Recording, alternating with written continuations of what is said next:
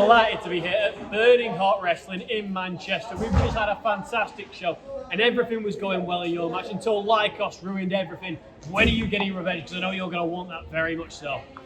Yeah, you know, it's one of those things like James Drake wasn't available for the show today, so I've stepped into a rare single appearance against Kenny Williams.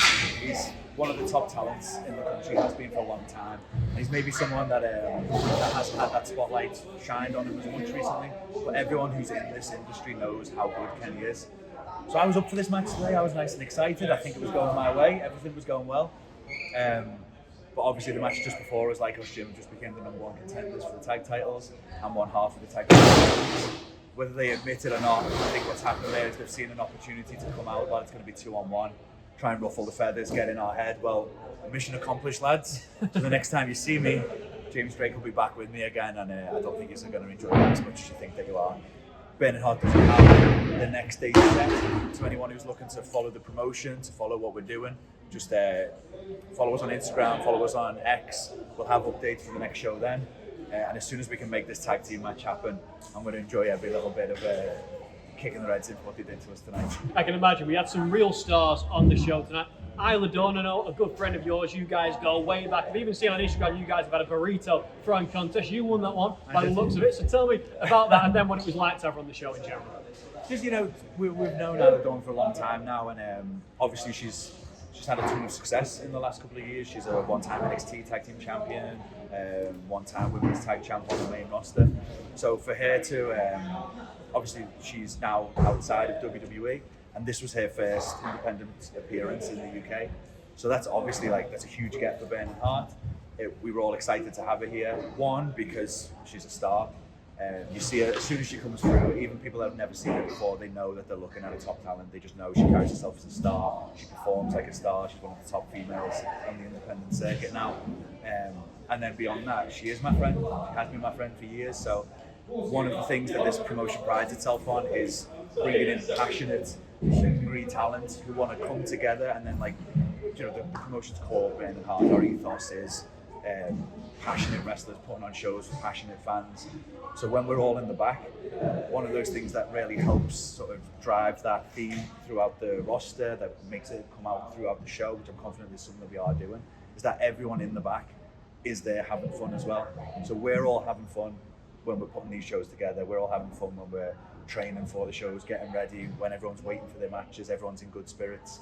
They come out, everyone's in good spirits. I think that translates to the fans having a good time. And as you say, talking to some of the fans and getting pictures with them when they were on their way out of the venue, everyone's having a great time. For us, that's what this is all about.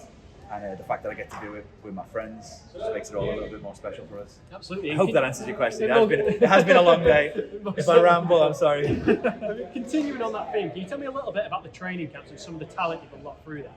Yeah, so that was one of the driving forces with this, everyone that's involved.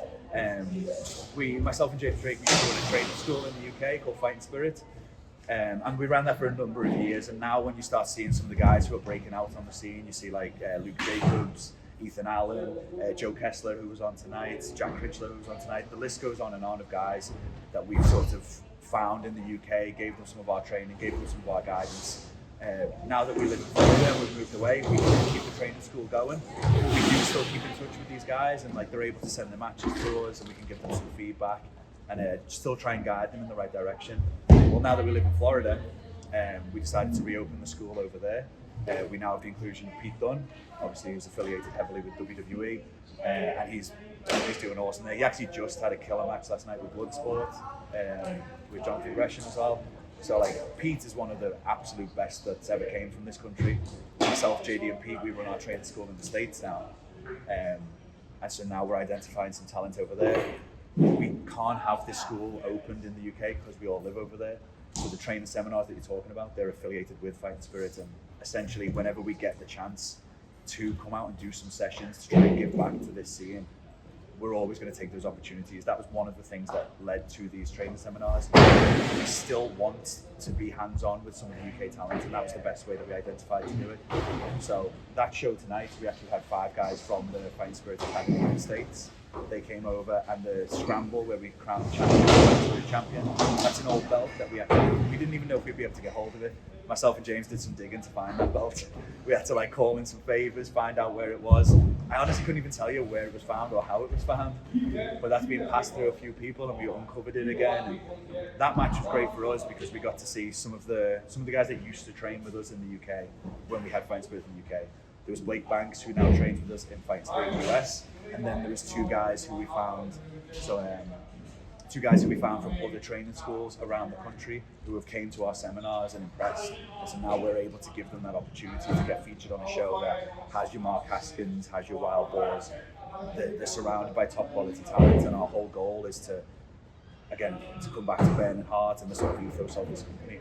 Identify the hungriest, most passionate wrestlers, give them the platform that they deserve, and let them mix it up with all of these top guys. So I can't remember what the original question was. But basically, yeah, it's real fun to have all of these young, hungry guys around us to do our bit to give back to them. And I do think it comes through the show. I think that was the question. Yeah, you've answered it, don't worry. Sorry.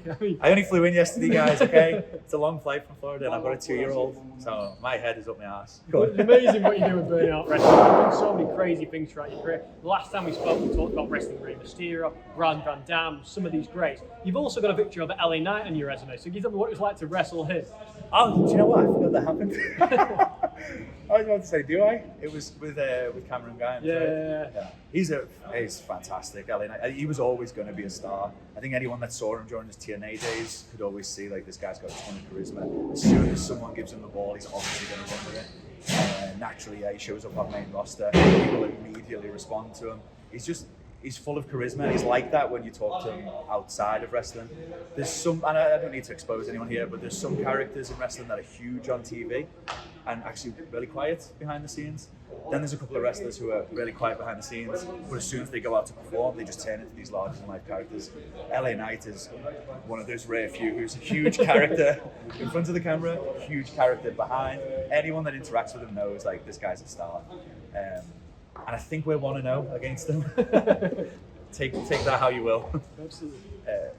This is what it is. We get to mix up with a lot of great talent. That's the tip of the iceberg. The current wrestling scene is thriving with fucking top talent left, right, and centre. You've got WWE doing great business, AEW doing awesome business right now. They're on a killer streak, in fact. So yeah, never been a better time to be involved, I don't think. 100%. I mean, you've had so many great rivalries in wrestling. At TNA, you had a bit of a rivalry with ABC, and I know Santino Marella ordered that trilogy. So what was it like working with Santino? Because he's a character. He's a huge character as well. He's one of the funniest guys I've ever met.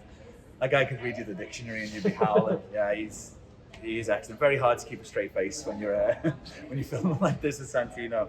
He's a fantastic guy. He's actually just came back for a little run as well, I believe. He's just been working on, I want to say it was NXT this week. He's just great. He's just timeless, so funny. And wrestling's a variety show. We need these things. I love those like hard-hitting, serious 20-minute bouts. If that's all there was, wrestling would be pretty dull. I love that there's a variety, and I love this what Santino brings to it. And that series of matches with the ABC, even whilst they were happening, we knew it was something special. We had immediate chemistry with the lads in the ABC. So that 3-match series that we had is actually one of my favourites to look back on. And I know in particular the payoff to it all, like it was just great. It was one of my favourite matches that we had over that span. Maybe one of my favourite matches I've had in my whole career. I have a lot of highlights, and that was one of them. I always wanted to work for TNA. So we only had a little short window there. But that was a great thing to have. And now with everything that happened to Chris Bay, more recently, now it's like I'm just so glad that we got to do it because it was fantastic. And then as soon as he's happy and healthy again, if he does decide to step back in, that's a match that I'd love to run back at some point. 100%. It's been amazing to see all these matches you've had with ABC, wrestling Rey Mysterio, everything you do with Burning Hot Wrestling. In your entire career, what do you think is the craziest story you've ever had? Fucking hell, I don't know if I've got enough time for this. I also don't know if I'm allowed to tell someone. Wrestling is, I don't have a craziest, or at least I don't have a craziest that I feel comfortable telling. But wrestling's just one of those things where, like, yes, it's about what happens in there, it's about what happens between the belt. But one of the reasons why I actually love it as a lifestyle and as a job is because it's just crazy, it's just wild. I love everything that comes with pro wrestling. Me and JD always joke, and a couple of the boys joke that it's like a pirate's life. It's like literally like a modern day pirate's life, because you are just out on the road with the boys, just hustling for a living and going about doing this. One of the craziest periods of my career, and I was very young at the time. I think I was like 23 or something. I did a tour in central rural China in Chongqing. I was there for 2 months by myself.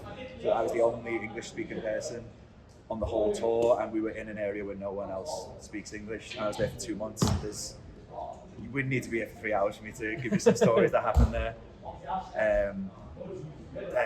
Good though.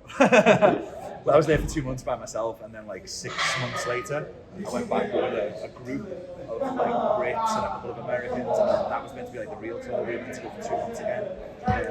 Everything went to shit, and we were kicked out of the country after a month. So I don't think we can go into too much details, but that's probably one of the wildest times in my career.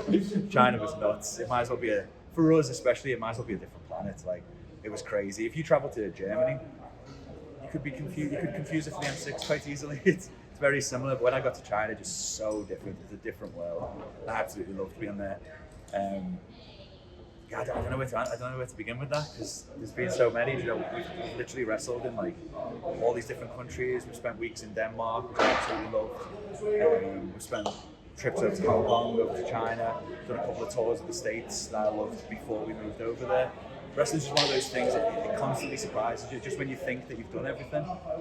I thought I'd wrestled in every venue in the UK, because I had main events at the Royal Albert Hall, I'd wrestled at Wembley Arena, I thought we were done. And then we got to come back for AEW and go to Wembley Stadium. Holy shit, like, there we go, there's another surprise. I didn't know I would get to do that, and then suddenly we're out there in front of 50,000 people, in one of the most famous venues in the world. Like, this is nuts. We did the Jericho cruise this year, and like, I never thought, again, I thought I'd ticked all the boxes, and now suddenly I was wrestling Chris Jericho and Enzo and Big Cass, Brian Keith in the main event on a boat on the way back from the Dominican Republic. Like, it's just so weird. Every time I think that, like, all right, I've seen it all now, wrestling comes and it gives you some new twist. So I know that, again, that doesn't necessarily answer your question. It's a reoccurring theme of this interview. Wrestling in itself is wild. One day I'm going to sit down and write out my memoirs, and then everyone can 100%. Everyone can enjoy it then. Definitely an autobiography worth reading. But Zack, thank you so much for giving me some time. I really appreciate it. But before I let you go, is there anything else that you'd like to add? Just generally, Joe, we're here at Burning Heart. Obviously, that's why we're having this interview right now. That's the show that's happening behind us. Please keep eyes on this, because like, myself and James, we're busy. We're wrestling all over the States right now. We're doing some work with AEW. Everyone should be tuning into AEW. It's red hot right now. They're on a killer run. But don't forget to come and support the local independents, things like Burning Heart. We are going to be launching a show through Burning Heart that people can tune into. We're going to make it nice and bite-sized. There's a lot of wrestling out there to watch during the week, so we're going to make the show that comes out from this is going to be nice and bite-sized. Just follow our socials to get the updates on that. And yeah, like, we're trying to shine a light on some of the up-and-coming, hungry talents. So they need eyes on them. That's all it is. So anyone that's interested in independent wrestling, make sure you come through our socials, make sure you're following the talent that we're tagging, paying attention to some of these clips. When the show's ready to go, follow those shows. When we have our next dates, you're going to find them on our socials. But like, indie wrestling is so fun. You've seen it yourself tonight. It's so intimate and so fun. So anyone who's never been to an independent show, get down. If you get to a Burning Heart show, amazing. If you get down to a different independent show that's more local to you, that's still great. We're still going to be happy. But yeah, don't sleep on indie wrestling, because it's like nothing you've ever experienced before live. Perfect. Thank you very much, Zack. Anyway, thank you. Appreciate you.